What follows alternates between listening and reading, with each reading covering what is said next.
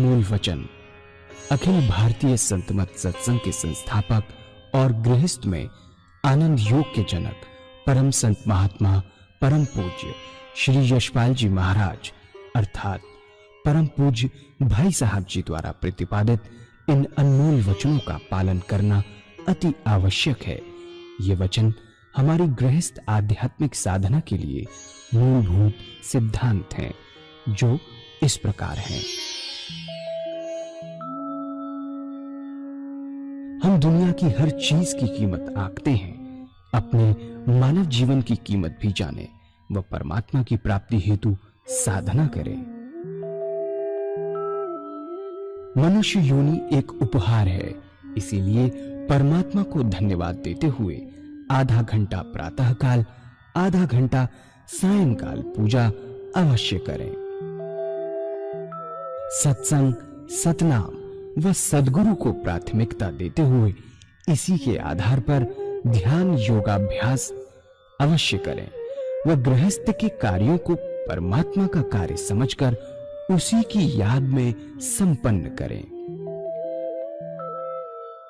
हर समय ये ध्यान रहे कि गुरु कृपा द्वारा परमात्मा की पवित्र सत्ता का हमारी आत्मा में वास है, अतः मन में निरंतर अपने इष्ट देव का जाप करें। मान सम्मान की इच्छा ना करें व अपमान से दुखी ना हो। परमात्मा के अतिरिक्त किसी और का भय ना करें। दूसरों की बुराई न करें, न सुने, सत्य व मधुर बोलें, अश्लील शब्द मुंह से ना निकालें, सभी से नम्रतापूर्ण व सुंदर व्यवहार करें। धर्म पत्नी के अतिरिक्त अपने से बड़ी से माता जैसा, बराबर की से बहन जैसा व छोटी से पुत्री जैसा व्यवहार करें। सांसारिक जीवन यापन की आवश्यकताएं अंतहीन है, इसलिए अधिक से अधिक समय सत्संग में व धन परोपकार में खर्च करें। याद रखें, न स्त्री माया है, न धन दौलत, न ही परिवार। माया वह है जो हृदय को परमात्मा से दूर हटा दे। अतः निरंतर सत्संग और सद्गुरु की शरण में रहने का प्रयास करें। भोजन अपने इष्ट को अर्पण कर प्रसाद रूप में परमात्मा की याद में करें। रात्रि में सोने से पहले अच्छे बुरे कार्यों का आत्मनिरीक्षण कर उसका समुचित पश्चाताप करते हुए ध्यान करें व प्रभु की गहरी याद में ही विश्राम करें। परमात्मा तू ही है, तेरी इच्छा पूर्ण हो।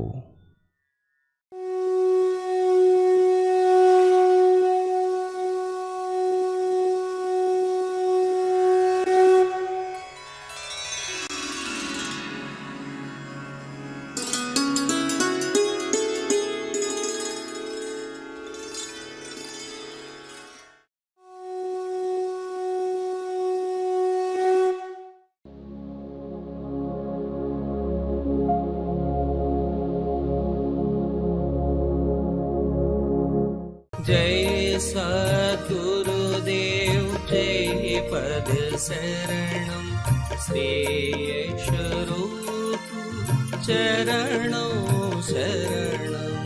जय सद्गुरुदेव जय पद शरणम श्री स्वरूप चरणों शरणम।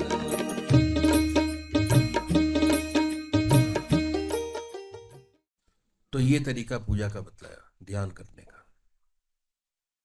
अभी बताने के बाद फिर दोबारा ध्यान किया जाएगा कि हम ऐसे पूजा करेंगे तो विशेष लाभ होगा। चित्त की एकाग्रता प्राप्त होगी, सुषुप्ति की अवस्था प्राप्त होगी और सुषुप्ति से सहज समाधि में प्रवेश करेंगे।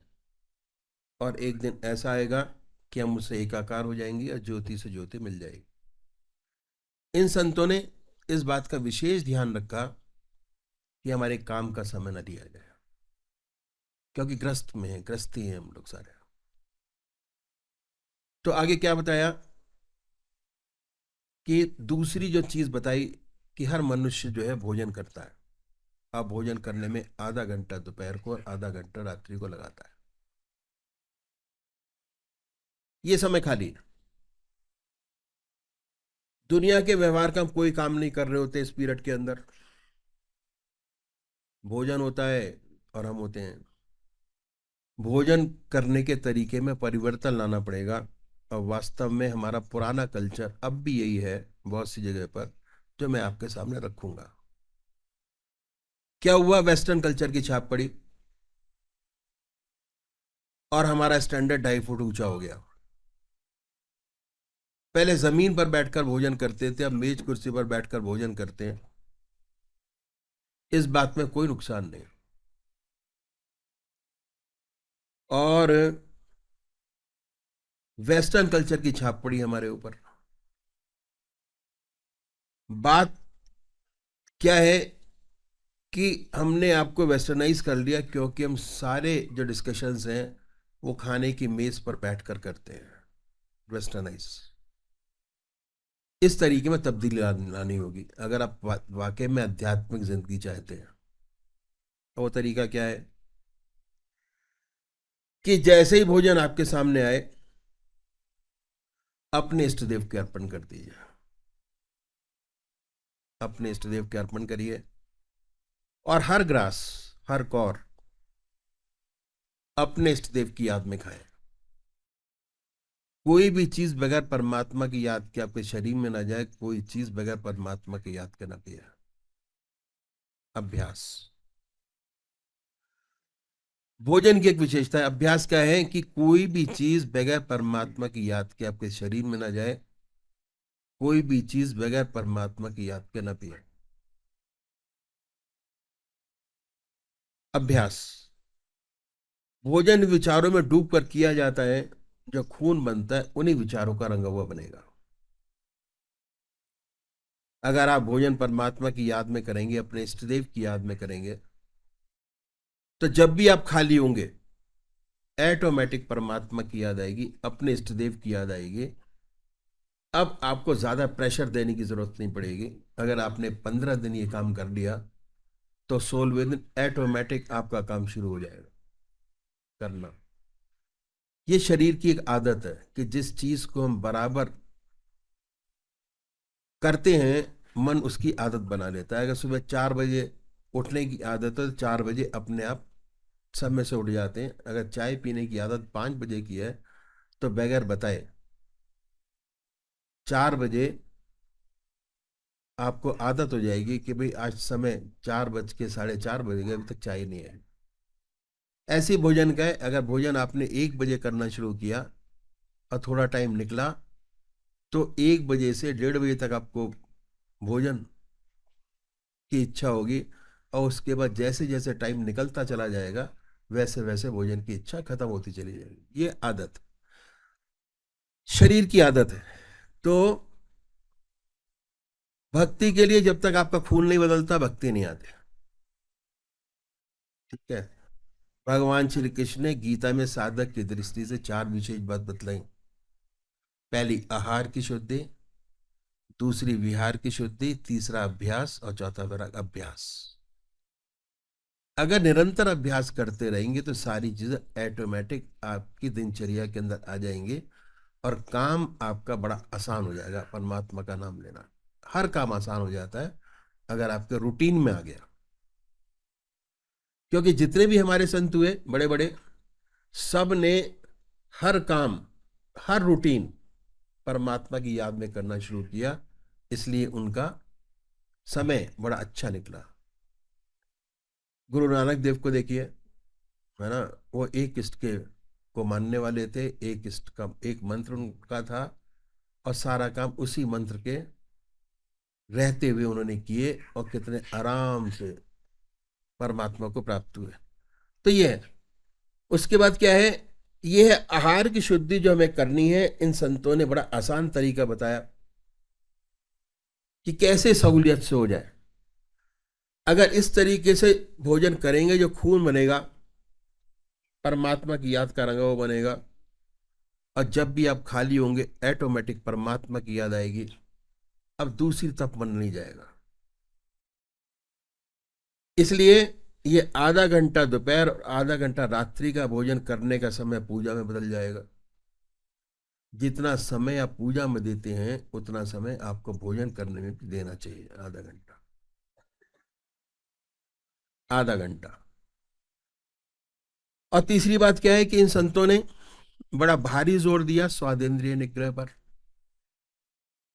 जब तक स्वाद पर कंट्रोल नहीं होता, आत्मा की सारी इंद्रियां आपके अधीन नहीं आती, कंट्रोल नहीं होता। ये अपने मन के अधीन सारी चीजें करने की चीजें हैं सारी। महात्मा गांधी जी ने भी इस बात पर जोर दिया। स्वाद पर कंट्रोल करने का सब सुंदर तरीका इन संतों ने बताया कि परमात्मा की याद में डूब कर भोजन कीजिए, ऑटोमेटिक स्वादेंद्रिय निग्रह हो जाएगा। स्वादों से आप अपने ऊपर उठ जाएंगे। और क्या है, अगर स्वादेंद्रिय निग्रह आपने करना शुरू किया तो 99% आपकी जो हेल्थ प्रॉब्लम है वो ऑटोमेटिक जानी शुरू हो जाती है। ध्यान अच्छा लगता है, शरीर हल्का रहता है, मन बड़ा सुंदर और अच्छा रहता है। भोजन भारी, सारी चीजें भारी, भोजन हल्का, सारी चीजें हल्की। परमात्मा की याद रह रह के आएगी। स्वाद पर कंट्रोल करने का इन संतों ने बताया। बहुत से महात्मा बहुत कष्ट उठाते हैं स्वाद पर कंट्रोल करने के लिए। क्या कष्ट उठाते हैं? अगर आप वृंदावन गए हो, वहां आपको बहुत से संत महात्मा मिलेंगे। अगर आपने गोवर्धन की परिक्रमा लगाई हो तो वहां पर कुछ संत लोग रहते हैं, है ना, मधुकरी मांगते हैं। और कैसे मांगते हैं कि जब गृहस्थ के लोग खाना खा चुकते हैं 2-2:30 बजे, जब उनके चूल्हे ठंडे हो जाते हैं, तो 3 घर जाके मधुकरी मांगते हैं। जितनी मिली खाई, नहीं मिली आके परमात्मा का नाम लिया। और ये उनका नियम है करने का। और बहुत मिलेंगे आपको इस तरीके के, ठीक है। तो क्या है कि बहुत से महात्मा बहुत कष्ट उठाते हैं स्वाद पर कंट्रोल करने के लिए। अगर स्वाद पर कंट्रोल हो गया, बहुत बड़ी बात हो गई। कोई फीका खाता है, कोई मीठा छोड़ता है, कोई चीजें, सारी चीजें मिलाकर खाते हैं। बड़ा तप और तपस्या करते हैं स्वाद पर कंट्रोल करने के लिए। रैशनल तरीका हमारे सदगुरुओं ने बताया कि आप परमात्मा की याद में भोजन कीजिए, ऑटोमेटिक स्वादेंद्रिय निग्रह हो जाएगा। स्वाद का आपको पता ही नहीं होगा कि आप क्या खा रहे हैं अगर उनकी याद में खाना शुरू किया। स्वाद से ऑटोमेटिक आप ऊपर उठ जाएंगे। अब पूजा के आपके 2 घंटे हो गए, स्वादेंद्रिय निग्रह हो गया, परमात्मा की याद हो गई भोजन करते हुए। क्योंकि हम भोजन में भी परमात्मा की याद करते हैं और पूजा में भी परमात्मा का ध्यान याद करते हैं, तो आधा घंटा दोपहर भोजन का, आधा घंटा रात्रि भोजन का ऑटोमेटिक पूजा में बदल जाएगा। अगर 15 दिन आपने प्रोसेस कर दिया तो 16वें दिन आपको प्रेशर दिमाग पर देने की जरूरत नहीं पड़ेगी, ऑटोमेटिक अपने आप होना शुरू हो जाएगा। 2 घंटे पूजा के हो गए। समय इसके लिए बहुत है हमारे पास भोजन करने के लिए, ठीक है। अब क्या हुआ, और देखा गया कि कौन सा टाइम है जो हम बड़े आराम से, ग्रस्त का कोई भी डिस्टरबेंस क्रिएट ना करके हम बड़े आराम से परमात्मा को याद कर सकते हैं, अपने इष्ट देव को याद कर। परमात्मा का मतलब मेरा हमेशा ये रहता है कि अपने इष्ट देव को याद करना, जिसको मानते हैं उसको। सोने से पहले 6 घंटे सब लगाते हैं सोने में, और अगर सोने से पहले 20 मिनट परमात्मा को दे दे तो बहुत बड़ी बात हो जाएगी। विहार की शुद्धि हो जाएगी। भगवान श्री कृष्ण ने विहार की शुद्धि पर बड़ा भारी जोर दिया। दूसरे भाई लोग कहते हैं योग निद्रा में चले गए। योग निद्रा, योग के साथ, परमात्मा की याद के साथ नींद, योग निद्रा में चले गए, बहुत बड़ी चीज है। घंटे सोने से बताया कि 20 मिनट आप परमात्मा को दें। उसमें क्या करना है? उसमें कुछ भी नहीं करना। बड़ी बात हो जाएगी, विहार की शुद्धि हो जाएगी। भगवान श्री कृष्ण ने विहार की शुद्धि पर बड़ा भारी जोर दिया। कैसे होगी इसका तरीका संतों ने बताया कि जब दुनिया के सारे काम आपके समाप्त हो जाएं, टोटल ऑन रेस्ट, सब काम समाप्त, बिजनेसमैन अपनी डायरी लिख ले, कल के जो काम करने कल के काम कर ले, सारा काम कर ले, सब कुछ लिख ले डायरी के अंदर कि कल हमको ये करना है। आराम से बैठे, बड़े प्यार से बैठ के 2 काम कीजिए। जो टेंशन की चीज है डायरी में लिख डालिए, उसको कोई टेंशन नहीं। और उसके बाद भगवान श्री कृष्ण ने कहा अब क्या है कि बैठकर 2 काम करने, कोई आसन लगाने की जरूरत नहीं है। बड़े प्यार से बैठिए, फ्री हो गया। पहला आत्मनिरीक्षण कैसे करें? अपनी आत्मा से पूछें कि ऐसा आपसे कोई अच्छा काम बना, ऐसा काम जिसे दूसरी आत्मा प्रसन्न हुई हो, अच्छे काम,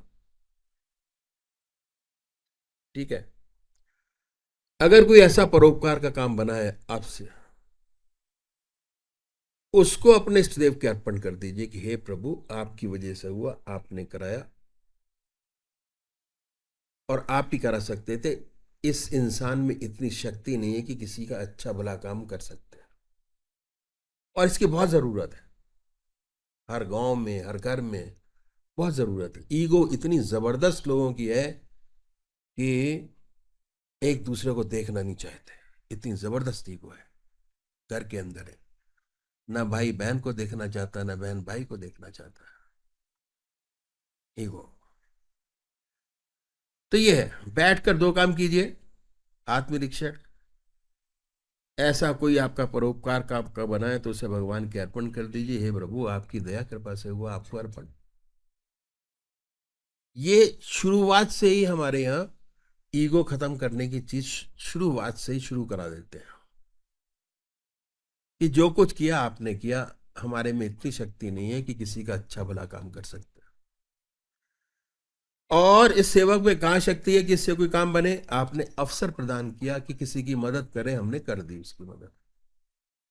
वही मौका आपने ही दिया। हमारे में इतनी हिम्मत नहीं थी कि किसी का अच्छा मौका हम निकाल सकते हो।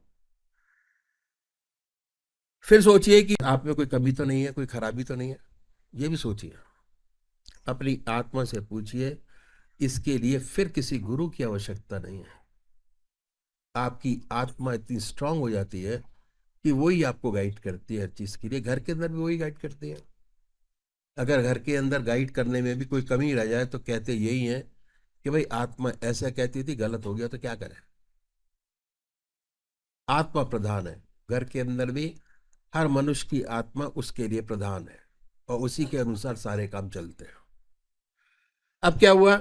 अगर कहती है कि हमारी जिंदगी में झूठ है, कपट है, हमारी जिंदगी में काम है, क्रोध है, लोभ है, मोह है, ये तो बड़ी चीजें बता रहा हूँ, बहुत छोटी छोटी चीजें होती हैं, बहुत छोटी चीजें होती हैं। ये तो एग्जाम्पल दी मैंने आपको एक। बहुत छोटी छोटी चीजें होती हैं जो लगता है कि अगर ये शरीर से निकल जाएगी तो बहुत अच्छी जिंदगी हमारी व्यतीत होनी शुरू हो जाएगी। इसके लिए प्रायश्चित करना आवश्यक है। भगवान के सामने प्रायश्चित करें कि परमात्मा इन कमियों से मुक्ति करें।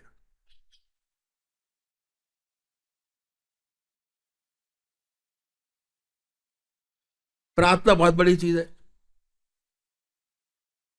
अगर परमात्मा के सामने प्रार्थना करते हैं तो हमारी आत्मा को परमात्मा, आपका इष्ट, बहुत ऊंचा उठाता चला जाता है। और सबसे अच्छा तरीका क्या है कि हम अपनी आत्मा से पूछें कि हमसे ये जो काम हो जाते हैं, बड़ी गड़बड़ है, उसमें से छोटी सी बात को पकड़े, बड़ी को ना पकड़े। छोटी सी चीज क्या है? जैसे कपड़ा लेने की आदत पड़ी हुई है, उसमें झूठ बोल जाते हैं। झूठ तो झूठ है, बगैर मतलब झूठ क्यों बोले? कोई फायदा नहीं। ऐसी छोटी छोटी बातों को पकड़िए, परमात्मा से प्रार्थना कीजिए कि हे प्रभु, कल से ये खराबी ना हो। छोटी लिस्ट आउट कर ले, कोई भी इंसान ऐसा नहीं है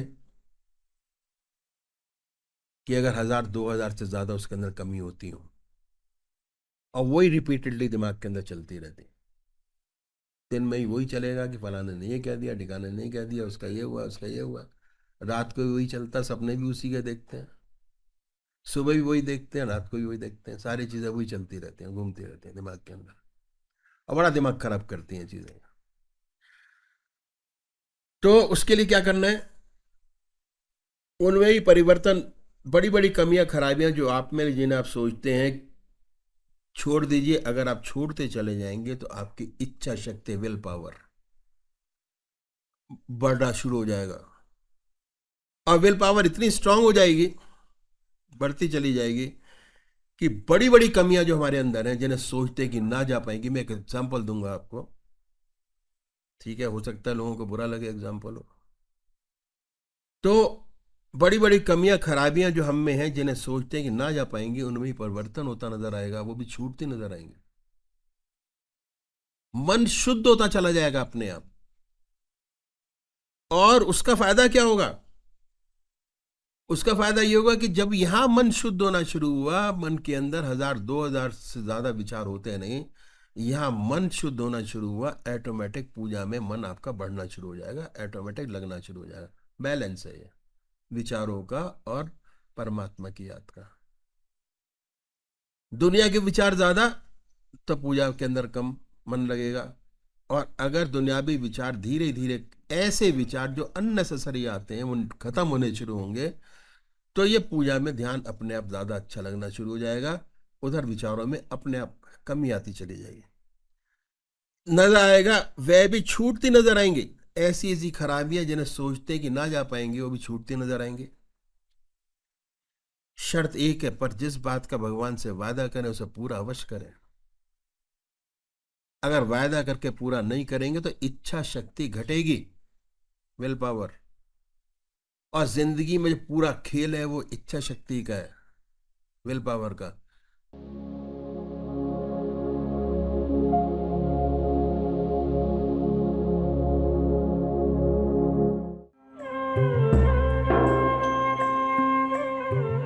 ध्यान योग के कार्यक्रम आनंद योग से निशुल्क जुड़ने के लिए संपर्क करें 9810239677।